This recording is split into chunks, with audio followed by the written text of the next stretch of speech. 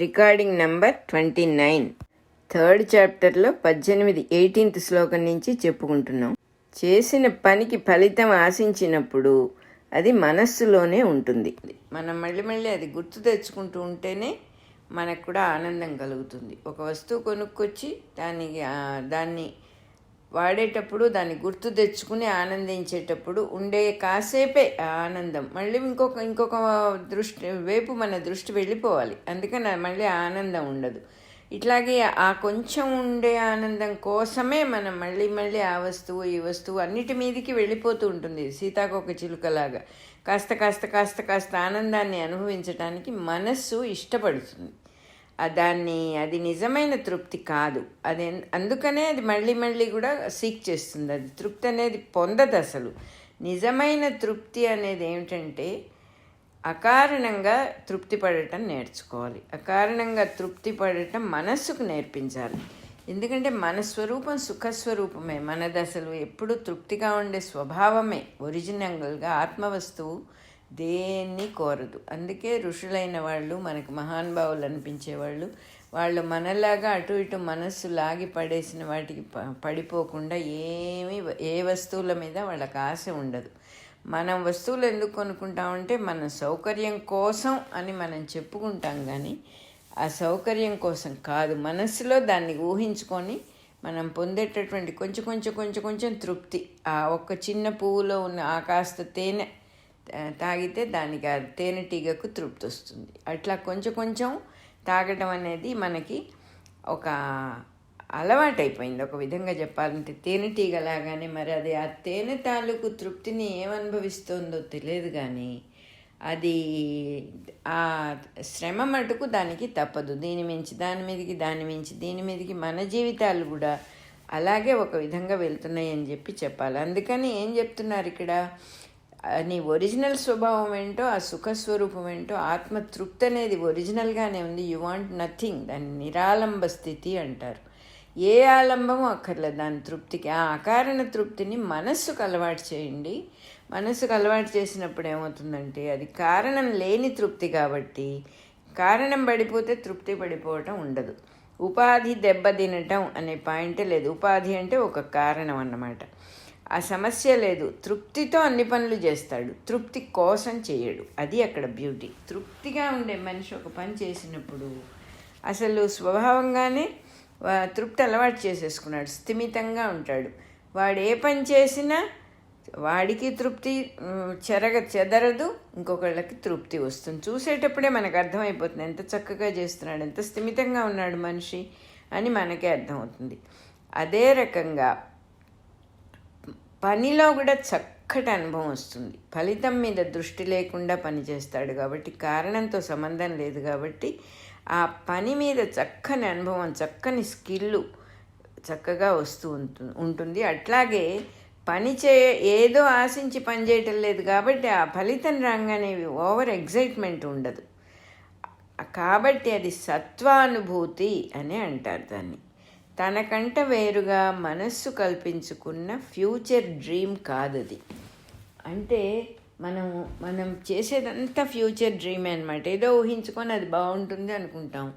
అది వచ్చిన తర్వాత మళ్ళీ ఒకవేళ మనకేదో కావాలనుకున్నాం, ఫ్యూచర్ డ్రీమ్ మనకు అది వచ్చిన తర్వాత వాట్ నెక్స్ట్ అనేది మళ్ళీ ఇప్పుడు ఏమిటి అయిపోయింది కదా అని ఒక నిరాశ. మళ్ళీ ఇంకో కొత్త దానికోసం బయలుదేరాలి అనేది అది ఇక్కడ ఉండదు. దాన్ని సత్వానుభూతి అంటారు. ఎగ్జైట్మెంట్ అనేది ఉన్నప్పుడు, పైకి ఎగిరినప్పుడు కింద పడతాం, కానీ నేల మీద స్థిమితంగా ఉన్నవాడు కింద పడే మాట ఎట్లా అయితే ఉండదో, అదే రకంగా తనకంట వేరుగా మనస్సు కల్పించుకున్న ఫ్యూచర్ డ్రీమ్ కాదు అని చాలా క్లియర్గా చెప్తున్నారు. ఇలా ఆత్మతృప్తి కలగటానికి ఏమిటి కారణం అంటే ఫలితం ఆశించని యజ్ఞార్థ కర్మే కారణమవుతుంది. మనం ఒక విషయం తెలుసుకున్నాం. మనం ఎప్పుడు తృప్తిగా ఉండాలి అని తెలుసుకున్నాం. అది ఎలా సాధ్యమవుతుంది? ఏదో మనస్సుని అటు ఇటు పోనివ్వకుండా కొద్ది గొప్ప ట్రై చేస్తూ ఉంటాం. కానీ మనం చేస్తూ ఉన్నటువంటి ఫలితం ఆశించకుండా చేసే ఏ పనైనా సరే మనం అనుకున్న ఆత్మతృప్తిని టచ్ చేయిస్తుంది మన చేత. మనలోనే ఉంది ఆ మానస సరోవరం. ఆ తృప్తి అనబడే మానస సరోవరం మన లోపలనే ఉంది.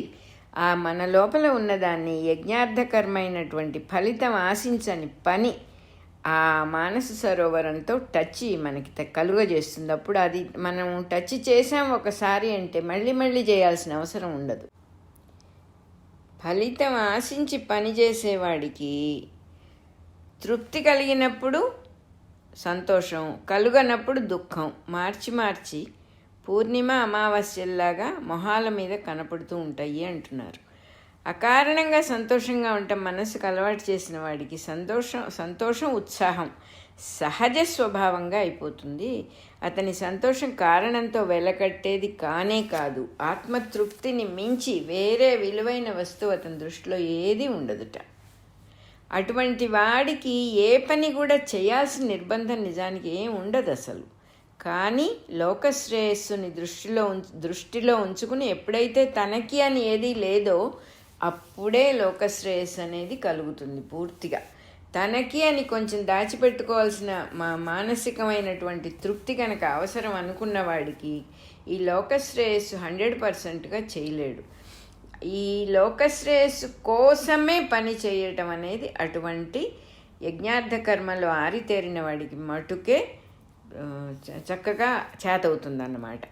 అది నిజమైన యజ్ఞార్థ కర్మ అని చెప్పుంటున్నారు. ఆ యజ్ఞార్థం చేసే పని మీద కూడా ప్రత్యేకమైన అభిలాష ఉండదు. మళ్ళీ నేను ఇలా చేస్తే చాలా బాగుంది అని మళ్ళీ అక్కడ అతుక్కుపోడు. ఆ విషయం అట్లాంటిది. శ్రద్ధ మాత్రం ఉంటుంది. ఎప్పుడైతే ఫలితం ఆశించని పని మనం అలవాటు చేసుకున్నామో అది మానసికమైన తృప్తి కాదు కాబట్టి మనల్ని మాటి మాటికి అటు ఇటు లాగుతూ ఉండదు అనేది చాలా క్లియర్గా చెప్తున్నారు ఇక్కడ. శ్రద్ధ ఉంటుంది, అలాంటి పని మళ్ళీ చేయాలని మనస్సుకు అనిపించదు. ఎందుకంటే అక్కడ ఫలితం అనేది కంప్లీట్గా లేదు అని ఆ మనస్సుకు చక్కగా తెలుసు. దాన్ని ఉత్తమ స్థితి అంటారట. 18, 19 శ్లోకాలు అయిపోయినాయి. 20వ శ్లోకం ఆచరణము సిద్ధి. ఫలములతో ఫలితముతో సంబంధమే లేకుండా సత్కర్మలు ఆచరించాలి అన్నప్పుడు మనకు ఒక సందేహం రావచ్చు. నేనే ఫలితము కోరను, అలాగే ఏ పని చెయ్యను అని అనిపించవచ్చుట వాళ్ళకి. అవును, నాకేం అక్కర్లేదు కదా, నేను ఎందుకు పని చేయాలి? నిష్కామమైన మనస్సుతో ఏ పని చేయకుండా హాయిగా ఉండిపోతాను, ఏ పని చేయకుండా ఉండటం మంచిదే కదా అనేటటువంటి కుతర్కపు భావం ఒక్కొక్కప్పుడు రావటానికి అవకాశం ఉంటుంది. సత్కర్మ ఆచరించినంతసేపే అని చెప్పి చాలా క్లియర్గా చెప్తున్నారు ఇక్కడ. సత్కర్మ ఆచరించినంతసేపే సిద్ధి నిలబడి ఉంటుంది, ఆపిన వెంటనే స్వార్థ బుద్ధి ప్రవేశిస్తుంది. అందుకని సత్కర్మాచరణం అంటే ఏమిటి? ఏవో అందరికీ మేలు జరిగే పనులు చెయ్యటము, అది సరే బాగుంది. కానీ ఏ ఫలితమో ఆశించకుండా మన దగ్గరికి వచ్చిన పని మనం చేయటమే సత్కర్మాచరణ. ఇది ఒక ఫ్యూచర్ ప్లాన్ వేసుకొని చాలా కాన్సెప్చువల్గా చేసే పని కాదు. దగ్గరకు వచ్చిన దాన్ని నిస్వార్థ బుద్ధితో దైవమే ఇచ్చాడని చెప్పి అనుకొని చక్కగా ఏ పనైనా వచ్చుగాక అది చేయటమే ఆ స్వార్థ బుద్ధి ప్రవేశించకుండా ఆపుతుందిట. చాలా కాలం ఒకడు మంచి పనులు చేస్తూ ఉన్నందువల్ల ప్రజలకు వాడి మీద గౌరవం పెరుగుతుంది. కొంతమంది అతనిలాగా మంచి పనులు చేయాలని మొదలు పెడతారు. తను ఇంతకాలం నిష్కర్మాచరణ చేశాను కదా ఇంకా చాలు అని ఇతను ఆపేస్తే తనని అనుసరించే వాళ్ళందరూ కూడా కర్మభ్రష్టులైపోతారు. మధ్యలో వాళ్ళని వదిలేసాం మనం.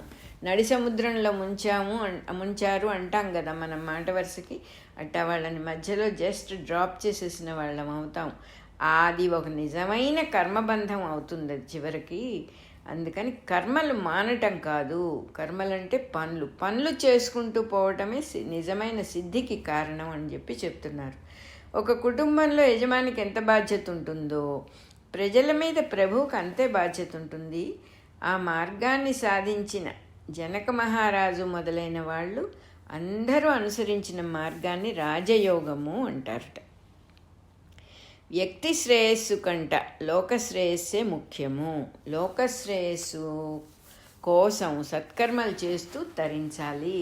చేసి తరించుట కాదు, చేయుచూ తరించుట అని ఇక్కడ చాలా క్లియర్గా రాశారు మాస్టర్ గారు.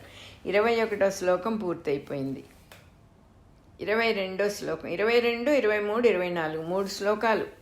ఓ అర్జున, నాకు ఆచరింపవలసినది అంటూ ఏ పని లేదు అని చెప్తున్నారు కృష్ణ పరమాత్మ ఇక్కడ. నేను ఈ పని చేసి తీరాలని నాకే కర్తవ్యం లేదు.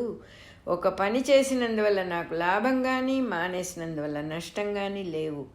కర్మలు మానేస్తే నేను ఏ పని చేయకుండా కూర్చుంటే నన్ను నిలదీసి అడిగేవాళ్ళు ఎవ్వరూ లేరు. కానీ నేను పనులు చేయటం ఆపలేదు. పనికి ఎప్పుడూ ఒక కారణం అంటూ ఏమీ లేదు, ఒక నిబంధన లేదు. కాబట్టి కర్మ నన్ను ఎప్పుడు కూడా బంధించదు.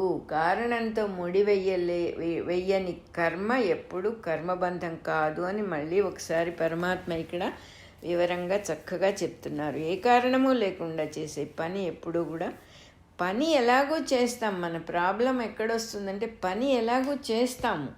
ఉద్యోగంలో చేరాం కాబట్టి ఉద్యోగం చేస్తాం, కానీ ఒక వెనకాల ఒక కాన్సెప్ట్ అనవసరంగా పెట్టుకుంటాం. ఆ కాన్సెప్ట్ తుడిచేసుకుంటే చాలా పని అయిపోతుంది, పని అవుతూ ఉంటుంది. కాన్సెప్ట్ తీసేస్తే అంటే మెంటల్గా దాని గురించిన భావం తీసేసుకుంటే చాలు. నిజానికి అదే పరమాత్మ ఇక్కడ చెప్తూ ఉన్నారు. ఏ పని చేసినా మానినా ఫలాపేక్ష ఉండదు, కారణం ఉండదు. కాబట్టి దేన్నైనా ఇది ఇలా చేస్తే నేను పొందలేకపోతానేమో అనే ఫియర్ ఇంకక్కడ లేదు. ఏదైనా పోతుందేమో, ఉన్నది పోతుందేమో అనే భయం కూడా లేదు. ఎందుకంటే ఏదో ఆశించి ఈ పని చేయటం కానీ మానటం కానీ చేయటం లేదు కదా, మోటివే లేదు కదా, ఒక దానికోసం పని చేయటం లేదు. కాబట్టి ఏ రకమైన కండిషన్స్ లేవు. కాబట్టి ఇది నిష్కామమైనటువంటి కర్మ. నిష్కామంగా ఏ కోరిక లేకుండా, ఏ ఆశ లేకుండా చేసే పని వల్లనే లోకశ్రేయస్సు కలుగుతుంది. ఎంతో జాగ్రత్తగా నిరంతరము నేను ఈ పని సృష్టికర్మను దృష్టిలో పెట్టుకొని నిర్వహిస్తున్నాను. అలా నేను చేయకపోతే నన్ను అనుసరించే వాళ్ళందరూ కూడా గమ్యం లేకుండా అయిపోతారు. అందుకని నేను ఆ పని ఎప్పుడూ మానను అంటున్నారు పరమాత్మ. 25వ శ్లోకం స్టార్ట్ అవుతుంది 29వ నెంబర్లో. నెక్స్ట్ మనకి 28 కంప్లీట్ అయిపోయింది.